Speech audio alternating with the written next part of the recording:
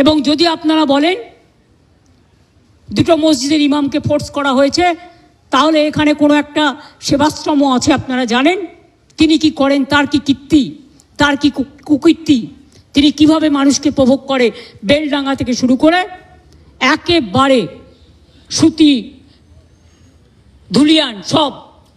আমি কিন্তু প্রত্যেকটা কাজ জানি, আমাকে এত দুর্বল ভাবার কোনো কারণ নেই। এমনকি উনি মাঝে মাঝে রাতে লাইট নিভিয়ে দেন।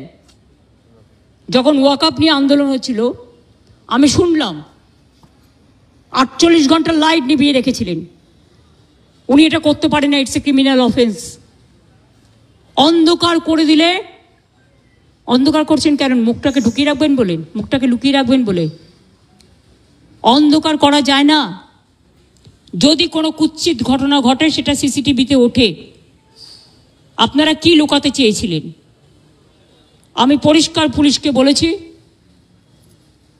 সিআই অফিস ওখান থেকে পাশে সরিয়ে নেবে।